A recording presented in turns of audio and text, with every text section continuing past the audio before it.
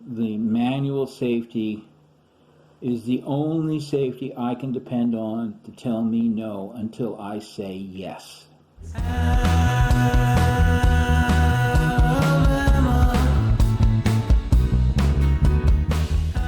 Hi, I'm the Alabama Yankee, and I wanted to talk about manual safeties on semi-automatic weapons. And I'm not doing this video to add my voice to a chorus of people that basically say the same thing. The gist of what they say is, you shouldn't have a manual safety because there's enough other safeties on the gun, such as a trigger safety, such as the safety of having it in its holster, such as the safety that's between your ears. There's other safeties, drop safety, for example, that, the manual safety is redundant, or at a very minimum, it's dangerous because you could forget to unlatch it. That's what the experts say, and that's a load of absolute truth. What they say is a load of absolute truth, and I'm not going to disagree with what they say. So, in order to explain why I want this manual safety, I want to use the same logic that the gun experts that are on the internet, and again I say that with all sincerity. What do the experts say? The experts say that in the heat of the moment, and I'm going to use my words, not necessarily theirs, but it means the same thing. In the heat of the moment, in the passion of the moment, in the fear of the moment, tunnel vision, adrenaline, you get the picture? In that moment, when you are really incapable of, your muscle memory just sort of takes over and all you want to do is get that gun and fire it, right? In that moment, they say don't have a manual safety because you might not be able to fire. I say you shouldn't fire ever unless you know what the consequences are going to be in terms of whether you're going to hit an innocent person. Whether you're going to get called into a court of law, that's a different issue and you can't figure that out at the moment. But whether you're going to injure somebody else is something that you can or should, and I would argue must, think through. Now, I want to make mention about revolvers.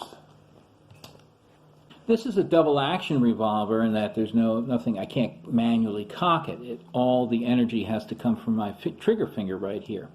And the thing about a revolver is two things. The safety is basically in that trigger. Why? Because it takes a lot of force, a lot of force, and it's a long trigger pull. Long trigger pull, a lot of force, and then it will fire. Let's see it again. Long trigger pull, a lot of force. In fact, the force required is about double what a typical semi-automatic pistol requires, and the travel distance is, for a semi-automatic pistol, is way shorter. Let me demonstrate.